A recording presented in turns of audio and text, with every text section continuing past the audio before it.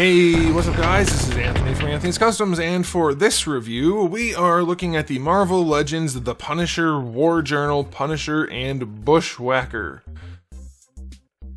Punisher's pretty cool. Let's do a question of the day.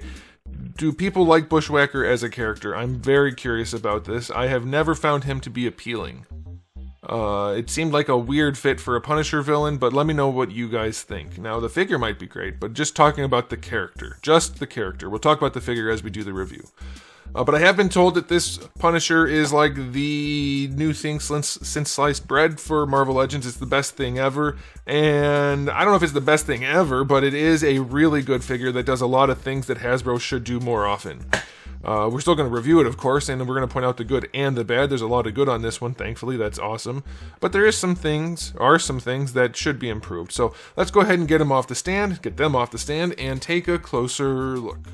Alright, before we look at the figure, I will show you my package. I like the package. I like the black and red, and it just looks really nice with the white lettering. It very much evokes?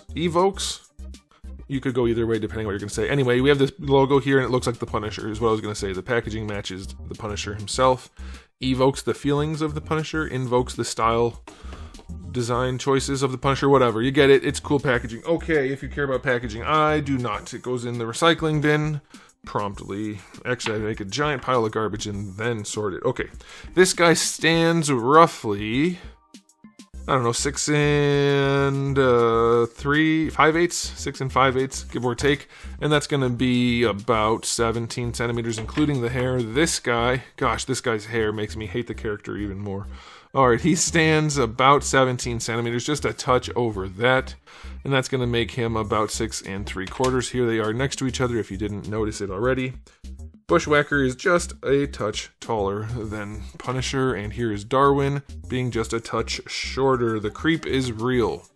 Okay, Darwin is a creep, but I was talking about scale creep. So let's do a quick question of the day. Which version of Punisher is your favorite? For me, it's always been the sleekness. Whether it's all black like this, which I think is my personal favorite, or if it's this one with the white gloves, that's fine, or boots. But to me, I've always liked the sleeker look, the more ninja type outfit, even though that's not really what it is. I don't know what his outfit is technically supposed to be, but I've always preferred this. So I was thrilled when they showed this. I thought it looked great, and when people were telling me, hey, it is great, I was very excited about that. Interesting side note, people have started this new trend where I guess it started probably on Reddit, and so people are just parroting it, I don't know. They say, oh, well, if people like a figure, then Anthony won't. That's not a thing at all. Why would I care? Why would that matter? That makes no sense. I do mention when people tell me things are the best or the worst because they do that, and so it's called conversation. But it's also worth noting when things are like really popular but also not good, and trying to figure out why that's happening. Like, that's an interesting thing. Or maybe it's really popular because it is good. Like something like this. To suggest that I base my reviews on what people think, just like random other people, is just a really weird thing to come up with as a cope, I guess. But this figure does look awesome. In some ways, this one does too. This guy's got probably more flaws, but there's a lot going on in this 2-pack that's really nice. Alright, and it is available at Big Bad Toy Store if you want to pick one up. I'll put a link in the description below. Which one should we start with? Let's start with this guy, because I don't want to look at him too much. I think his overall silhouette is really weird. He's got a big thigh gap, and his limbs are all very tubular. Well, his arms are okay, but his legs and torso are strange. Let's drop this down like this for him. It's a very strange silhouette. Once you pose him, it should go away. I think we've seen a lot of these parts before, except for the torso, and obviously the wiener arm. I can't call it that. The arm that looks weird. I don't like that thing. It's so gross looking. Why is that a thing? Hasbro, Marvel, whoever came up with this, I know it wasn't Hasbro. But there's lots of sculpted detail in here that's nice but doesn't take away from the comic-iness. Let's do another question. Do you guys want your comic figures to have sculpted cloth? Or do you not? It's like half and half with Hasbro now, so it's kind of weird. For me, like wrinkles and details like this are fine, but I'd rather not see the cloth texture, I think, on most of the comic figures. But he looks pretty good overall. The skin tone's nice until you get to the shoulder where they painted it. And on camera it doesn't look too bad, but in person it's very glossy and a different color. Maybe you can tell on camera, I don't know.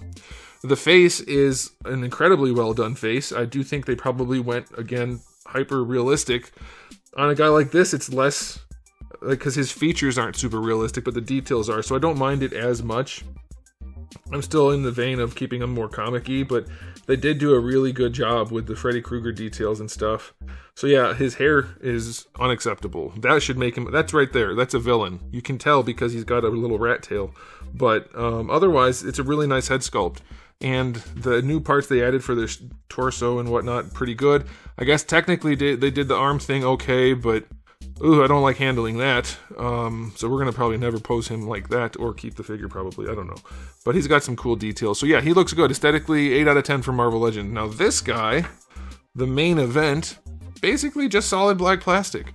However, they did wisely use some Vulcan parts and some new parts, and they gave him a matte finish. So let's start with the wonderful thing, the matte finish. I love a matte finish on a figure. It looks so much better than shiny plastic. Also, the Punisher logo is a matte finish, but it's super clean and it's fairly opaque, which means it's well painted. It looks, I mean, that's not what that means, but it is well painted as a result of that. It looks really, really good. The little shotgun shells, those look like small shotgun shells, but whatever. They are painted nicely. The rest of the body is just bare plastic. Not much to say, unfortunately, for the paint job. His head, though, again, I think they went hyper realistic. I mean, they did. I don't like that personally. It's fine if you do like it. I want him to look more comic-y. Match the body to the head. Or make the bodies all hyper realistic to match them. It's a good sculpt. I'd say the head is probably slightly too big. The paints are well enough applied. Kind of a sad looking beard though. But otherwise it's good looking. So yeah, everything there is nice. There's a few issues like the arms still have the big cut in them because it's the Vulcan body. That's really offensive. I don't like the shape of the feet that they use most of the time, and it's true on this guy. It's just kind of like a big biker boot look, which doesn't really fit him. Should be at least more comic-y, like tapered at the toe. But yeah, it's a really, really good-looking figure. We'll get into the sculpt a little bit more as we do the articulation.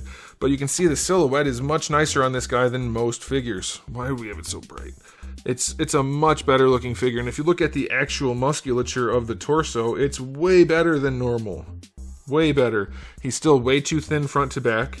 Hasbro will not put any meat on these guys' backs or chests. They're all flat, and it's really annoying, but he's very good looking for a Hasbro figure. Easily one of the best looking ones that they've released in a long time. So he's going to get a 9 out of 10 despite being just black plastic, because he's not shiny, so that helps.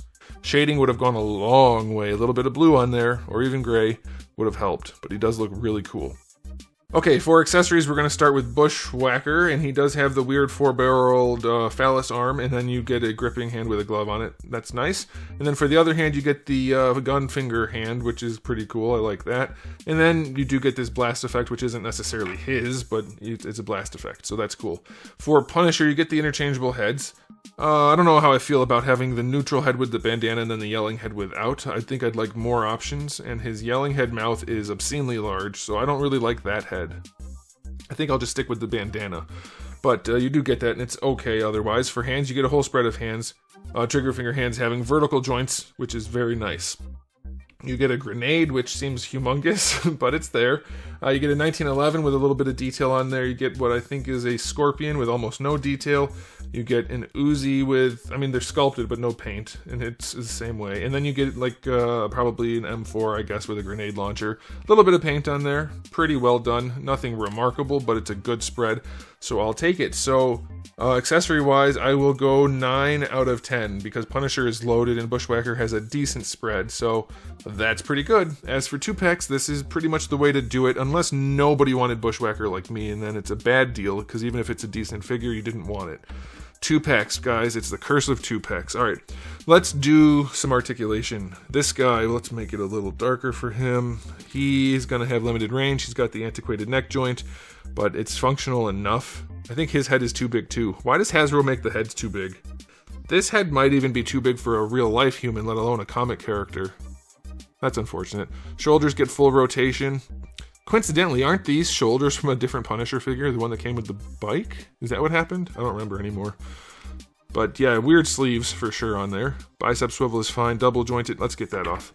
Double jointed elbow is going to be fine. We've seen these arms before. I guess as far as making this thing an accessory, that's good. It's just so unpleasant to look at. Okay, so the arms are decent. Ab crunch on this guy doesn't go back very far, doesn't look very good. Leans forward nicely. Waist twist is going to waist twist. Hips, which are super wide.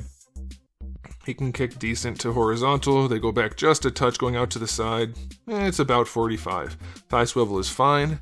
Double jointed knee is fine. What are these legs from? I cannot think of it. They're definitely old. Who had these pants? I don't remember. The boots are bad. The boots should be giving it away, and I can't remember. Anyway, not bad, but they don't have the best range in the ankle. And they have an ankle rocker, but they're only okay. So yeah, he's just not... He's not very impressive when it comes to articulation. Small feet. His feet are notably small and his head is notably large. It makes him quite weird looking. And then